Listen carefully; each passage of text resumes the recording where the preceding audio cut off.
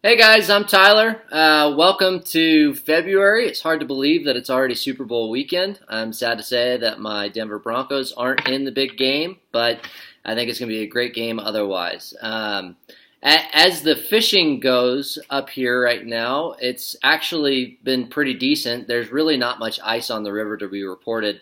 The lower sections still have a little bit of shelf ice, but overall, not a whole lot. The upper sections have been fishing really well. A lot of fish caught on midges, eggs, rockworms, leeches, classic winter stuff. Fishing the deep, slow pockets, slow runs. You know, you can really work those pockets right now with it at 500 CFS. It should remain that way for another month or two. There's been some really big fish caught up on the mile as of late. There was a 32-inch brown trout that was actually pulled out a couple weeks ago up there. So I know my last newsletter talked about big fish and strategies for big fish, and I know that I said that you've got to get cold if you're going to be willing to catch the big fish, and January didn't prove us wrong. So otherwise, we are getting new hats in for the spring and the summer. That order has been placed, and they should be coming in, hopefully the beginning of March, in time for you guys to pick them up when you come and visit us. Our May and June are booking up extremely fast, so if you are wanting to get a trip in May or June, I would strongly encourage that you do so. Just a reminder that our specials go until the end of March. We do have a whole bunch of people coming to fish with us already at the end of March. We do have cabins available. We have rental boats available. And we would love to have the opportunity to show you what our spring fishing is all about. It's big bugs and silly fish. So it's a great time, and usually the weather, we can flex around it. Usually we're getting some nice days starting in March. So I did want to add a section this week to what we did from last month. I want to go over how to tie a simple pine squirrel leech. This bug is really important to our fishery. We usually fish it as the bottom fly in our rigs so that it'll suspend and move in the water, and a lot of our big fish come on it. It's something that in the springtime in particular, I'm going to fish almost every single day. So today we're going to tie just a rust-colored pine squirrel leech, and I can hold this up. That's what it looks like. There's a couple different versions. Mine's really nice and simple. It's on this one's on an Orvis hook with a slight curve in it. These are tied on a size 10. And I like the size 10 because it gives you a nice wide hook gap so that your hook sets are nice and solid. Those fish aren't going to come off at any point in time. And it just seems to be a nice size for those leeches. Now, I tie them anywhere from a 10 to a 14 to 16. For all you Coloradans, any of you guys who fish the Dream Stream, the mini leeches, the 14s and the 16s, are dynamite for those fish that are running up from the lakes. But all right, here we go. So I'm just going to use brown thread. It's 6/0. I'm starting at the back of the hook, basically wrapping back, tying in my thread. And I'm going to break that off. And then all I'm going to do is I'm going to make a couple wraps to make sure that my thread is where I want it to be.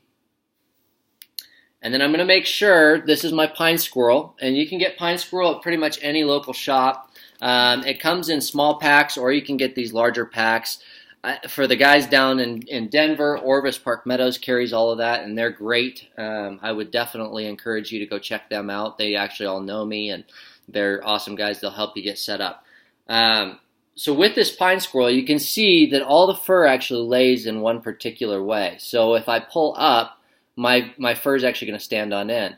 What we want to do with this fly is we want to make sure that that fur is laying back, and then we're going to measure it against our hook so that the leather strip, this leather strip on the end here, is measured out on the hook. So I'm going to make a mark with my finger, and then I'm going to pull the hair apart so that I get a slight gap, lay it down on top of the hook, wrap over, a couple nice loose wraps, and then my bobbin's slipping a little, so wrap that up, and then give that a couple nice tight turns just to secure that in. And then we're going to pull our squirrel back, and we're going to make tight wraps all the way to the front. So we're just covering that hook with that brown thread. And this is super, super simple fly. It works great. You can fish it almost anywhere, and I know in Colorado I've got a buddy that guides a lot, and he fishes it a lot in the summer, actually, up on Deckers. We fish them a ton in the spring. Caught a lot of really nice brown trout on these leeches. Okay, so once you've wrapped to the eye of the hook, you're going to lay your strip down, make sure it's pretty tight. You're going to pull apart that gap again, and you're going to wrap over that gap. Couple nice wraps. Secure that pine squirrel in. Lift up, trim, and then we just pull everything back and create a little head here. So we're just covering whatever leather strip on the front was still readily accessible. And we're just going to make a nice small head and then whip finish. And I don't have my Zap-A-Gap with me right now, but usually I'll finish these off with a little Zap-A-Gap because the squirrel is such a tough material that if I reinforce my thread, this thing will last me all day. And that's it.